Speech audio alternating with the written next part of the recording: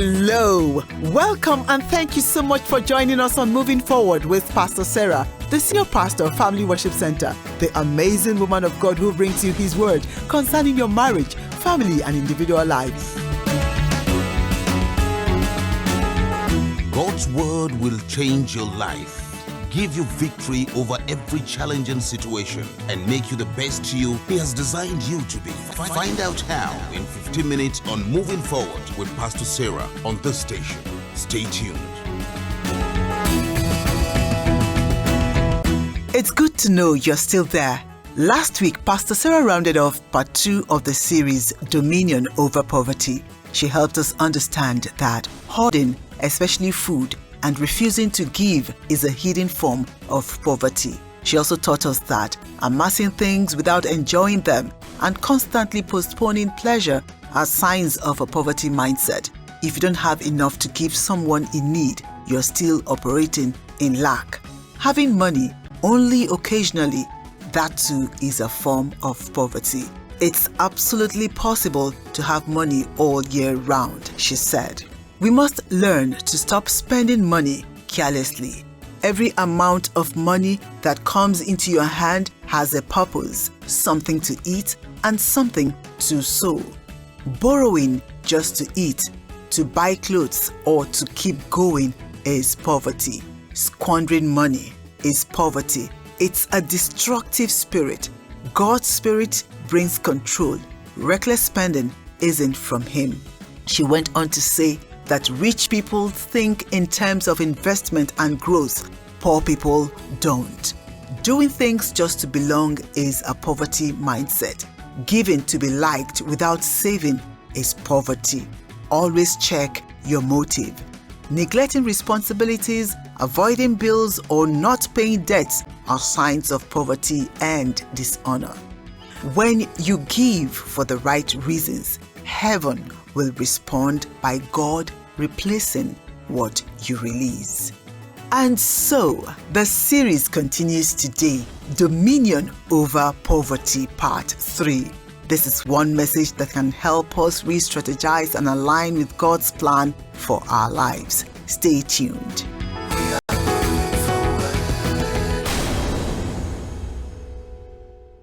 Deuteronomy 28. So the Lord will cause your enemies who rise against you to be defeated before your face. They shall come against you one way and flee before you 7 ways.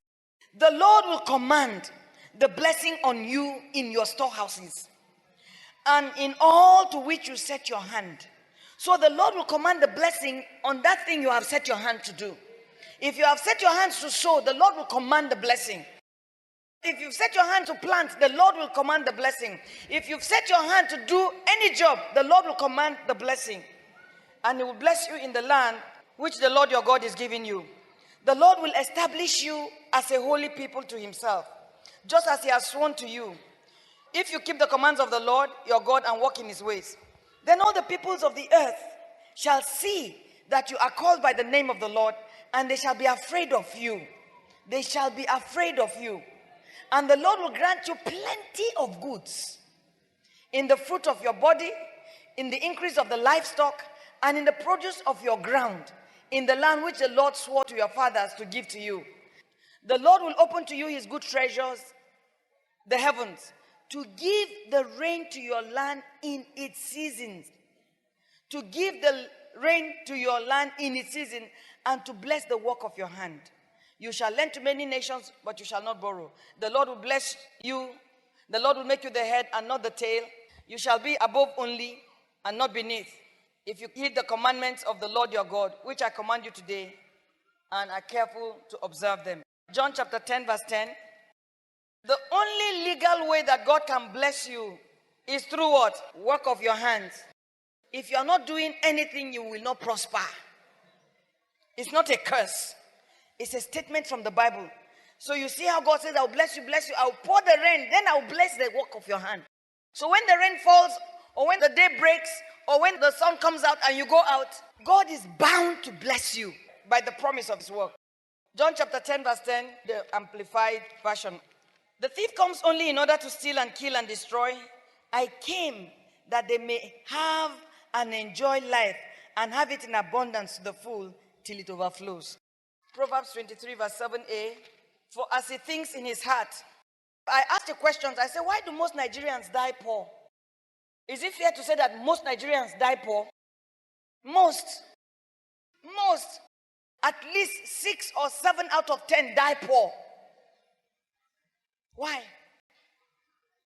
I asked the question, why do Nigerians, as they are aging, they are poorer? Whereas in the developed countries, as they age, they are richer. Every old Oyinbo person you see, your prayer should be, Father, open their eyes, let them see me. Because they are loaded with money. But us, almost every old person you see is depending on a child. Why? Why is it that so many people retire from public service and their standard and quality of life drops and degenerates? Once civil servants leave civil service, especially Christians, because they did not steal, almost immediately become poor. Why? I need for you to think. Because I ask people like this, and years later, we are going that way. We are going that way. And until we do something tangible, something physical, we will end up depending on our children. That is why we are all struggling to give birth to our children in America. So that they will finish, when they grow, they will get good jobs and take care of us. I pray that that is not your life. Because if we do not change what we are doing, we will need for our children to take care of us at the end. I don't want my children to take care of me. I want to take care of my grandchildren, not only my children. But it will not happen by confession. It will not happen by prayer. It will not happen by prayer. It happens by work and planning. Planning that you walk. Putting down a plan that you follow. So I ask, why do parents eventually become the responsibility of children? And are you living down and setting up the pace to perpetuate the cycle of poverty? Or are you planning to break it? I thank God that I swore that our generation was going to stop the poverty of our parents and take care of our children. And God has helped us and helped me to do that. God has helped me. Do you know the used to syndrome? We used to live in a good house. This my father, you see like it, he used to be a big man. We used to have cars. In fact, this my father, before, if he opened his mouth, you will be shocked. What happened to your father? We used to go on summer vacations. We used to have servants. And now your parents are living in a rented house. You are paying rent. Some of you are paying the rent of your parents. True or false? Why? And if we do not change, I'll keep saying this, our children will pay our rent. We must do something different. We used to eat well. People used to work for us. My father used to have a big farm, big industry, big business. Some of you, your fathers used to actually own things, stocks and bonds and houses and land. But today, you are supporting your parents. Why? Why do the rich keep getting richer and the poor keep counting their wealth? Have you noticed that it's poor people that sit down and tell you what every rich man has?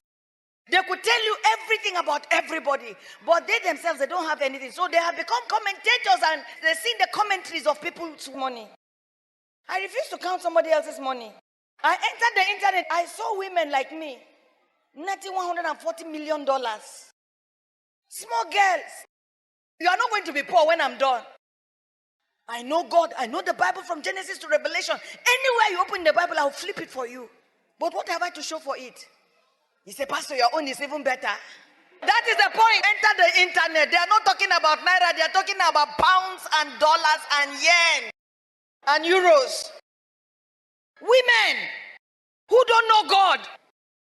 What is wrong? What are we doing wrong? What are we not doing at all? What must our generation do to change the trajectory of these realities? What do you need to do to break the generational cycle of poverty, that from every which way you turn, there was poverty until it came to you? And even you now, you are just managing. What do we need to do differently? According to Wale Soyinka, no one is rich enough to buy yesterday. But if you hustle hard, tomorrow could be yours. You cannot do anything about yesterday, but we can all change the tomorrow of our generations, of our clans, of our families, of our relations, of our cities. We can change it if we hustle, if we work.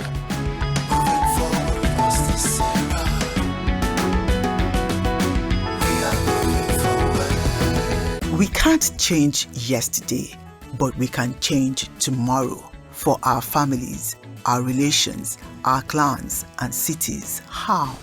By working hard. There's no other way. Sometimes the truth hits us hard, but it's what we need. The message, Dominion Over Poverty Part 3, continues tomorrow. Don't forget to join Pastor Sarah. The world is filled with bad news, fear, and anxiety, but God's timeless word brings good news of hope and victory. Join Pastor Sarah Omakwu on Wells Radio 89.3 FM Ibadan and learn how to win a life using God's word every Monday, Tuesday, and Wednesday at 7:45 p.m. Moving forward with Pastor Sarah on this station. Don't miss it. Thank you for listening.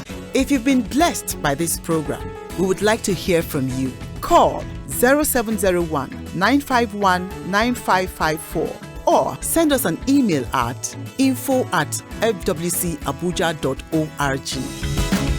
If you're searching for a home church in Ibadan, we meet at Family Worship Centre, top floor, Johnny Complex, NW4 345 Iyaolobe Street, Eko Tedo, Dugbe, Ibadan. Service time 8 a.m. in Ile-Ife, Ilaramokin Hall, Iloromu, before Ambassadors College, Ile-Ife. In Osogbo, Favored Emmanuel Plaza, beside Favored Emmanuel Hospital, Zone 5, Oke-Arogbo, back of Capital Hotel Estate, Osogbo. In Oyo Town, Ade Asakin House, Abiodun Atigba Road, Idi Okbe, Oyo. You can locate other branches and also listen to Pastor Sarah's messages when you visit our website at www.fwcabuja.org. Once again, thank you for listening. Moving forward with Pastor Sarah will continue tomorrow, same time on this station. God bless you.